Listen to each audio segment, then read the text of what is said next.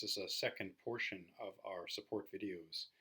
These videos have been created and are being set up and built out for you guys to have extra supporting materials for review for your learning check, which will happen on Wednesday.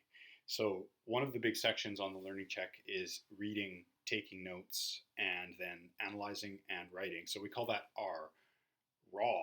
That's the raw section, read, analyze, and write. Now you'll notice here, always there's some sort of small instructional piece at the beginning, and it's a really good idea to carefully read that. I would even sometimes encourage students to have a post-it note and write down my purpose is, my word window is, I need this, kind of the short notes of your own understanding of the instructions. That's a really good thing to have, because then when you're in the middle, if you get distracted or if you know, even need to get up and leave for a minute to go to the washroom or whatever, when you come back, you can look at your post-it note again and it just dials you straight back into your task at hand. Now, also, while you're taking the learning check, if you call me over, you can show me and say, teacher, this is my understanding of what I'm doing here. Is this right? So it's a way for you to get a double check, a validation that you're on the right page. So here we have a short story.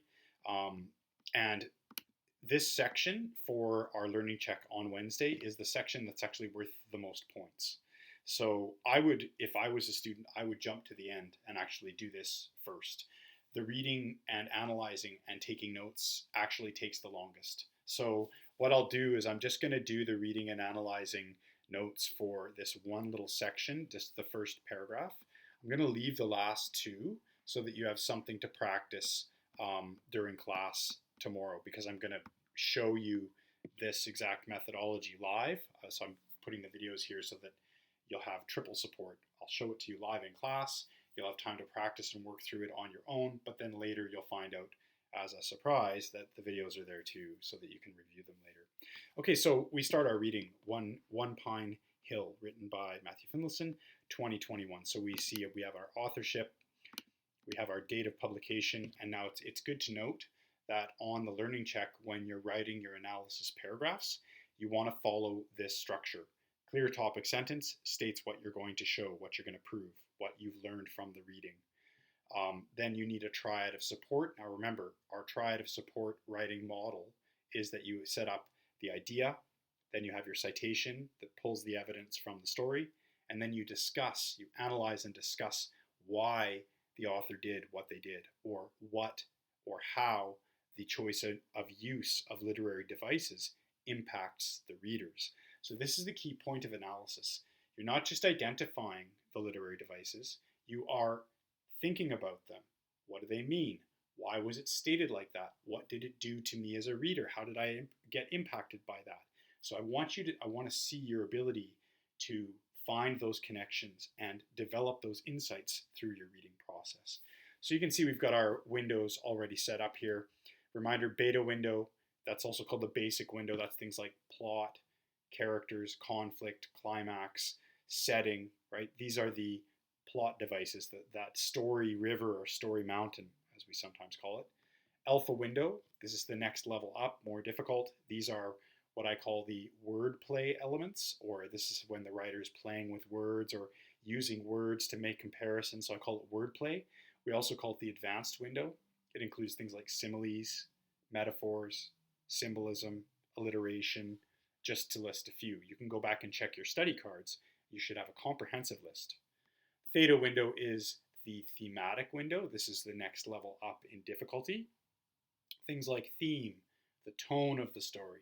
Ideas like hubris. Hubris is a story device where characters create their own downfall. So it's kind of like a fate or karma that the character creates that then gets played out as part of the story. So characters' hubris is their own destruction, how their choices, their actions lead to something happening that's the outcome for them. Carpe diem is another device that we found in the theta window.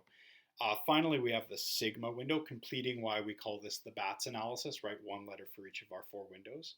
And normally when we look at the story, there might be some elements that aren't mentioned in beta, alpha, or theta. They can then live in the sigma window. So things like dialogue, imagery ended up there, timeline. So these are just a few, but other things might pop out at you that aren't in our existing windows, and then you can explain that you're going to place them into the Sigma window. So it becomes kind of like that extra storage space at the end of your lot, like your camper or whatever, where you put all the extra stuff that you're not using. Okay, so that's just a quick review of our windows. And we can see we've got authorship, we've got the title, One Pine Hill. That's interesting. I wonder why just one pine. So we could actually highlight this with yellow, and we could put our first note marker here.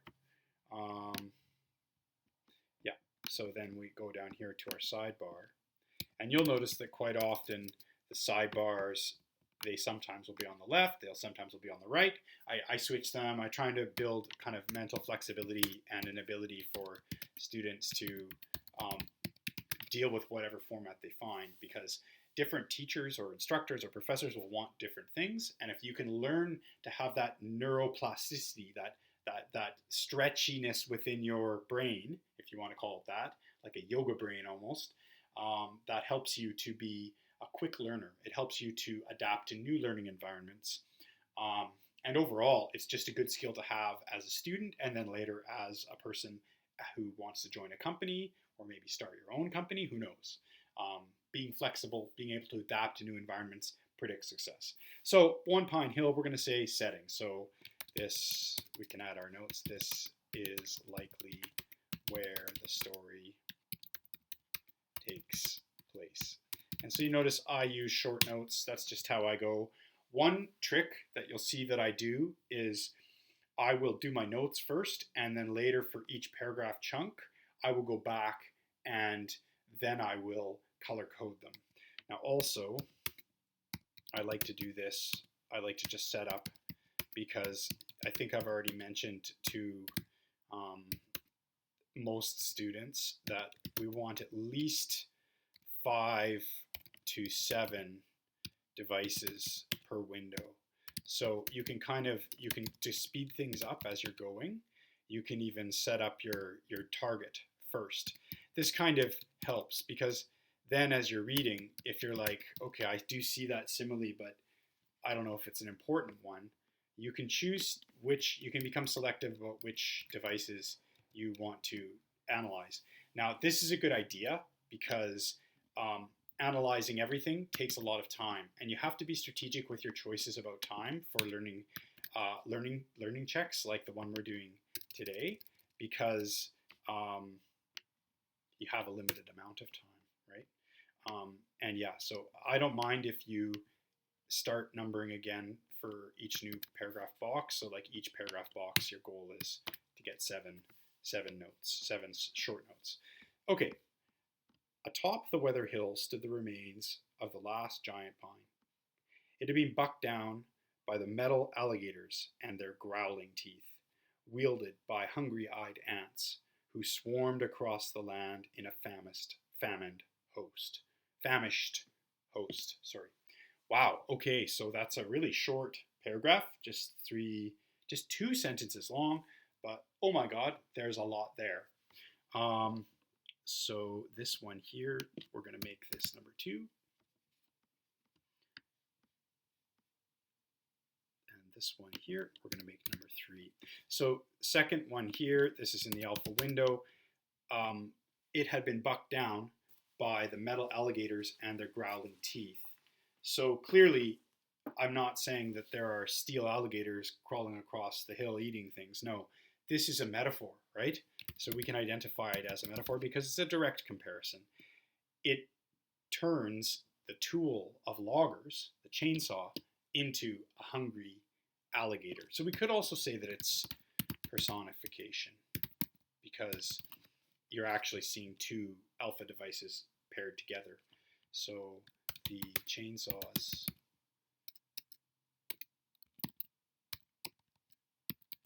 of loggers are directly compared to hungry alligators. Good. Okay, so then we go to number 3. and wielded by hungry-eyed ants who swarmed across the land in famished, why am I having a hard time saying that? I'm not sure, famished host. So again, this is also in the alpha. And again, we have another metaphor. So the author is obviously using that device intentionally and frequently. So it's kind of a targeted or focused use of that device. So loggers are directly compared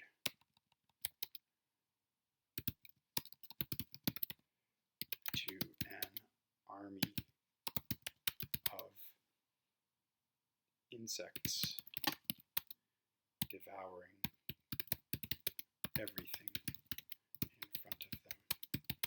So what we're doing first is we're analyzing, we're identifying, we're paraphrasing into our own voice. But now we can think, why did the author do this? Why did the author choose these comparisons? So in both cases, we see predatory behavior, right? Alligators, growling, teeth, kind of strong imagery, predatory imagery. And then hungry-eyed ants, again, kind of this insect mentality, almost like a mindless, right? Because ants kind of, when they go out from their nest, by the way, I really like ants, so don't mean to cast negative light on ants. They're super cool. But nevertheless, in this particular paragraph, we get this image of this kind of mindless, hungry advance, this mindless advance where they're just eating everything in front of them. So it creates a feeling. It creates a kind of a almost like a mindless attack on the land, right? So then we could get into the analysis piece, which is saying something like this: these metaphors create this tension between the loggers and nature.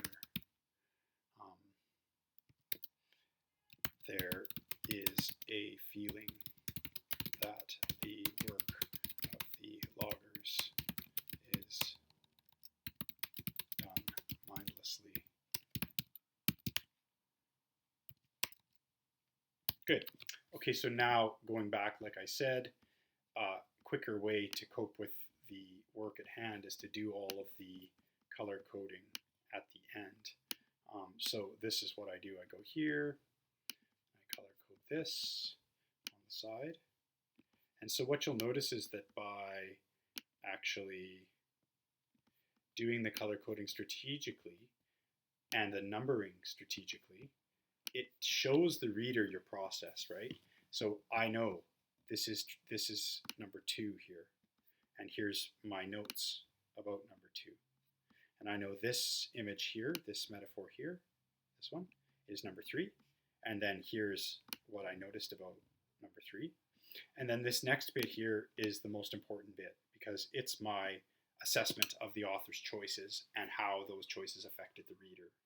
So that's a key step, and that's taking your analysis to what I call a deeper level. I call that level 2 analysis. Level 1 analysis, just saying, hey, there's a metaphor, I noticed it. Level 2 is like, what does it do? What does it do to the story? And then how did the reader take it? Why is the author using it? That's level 2. And then level 3 is if you can start to draw deeper connections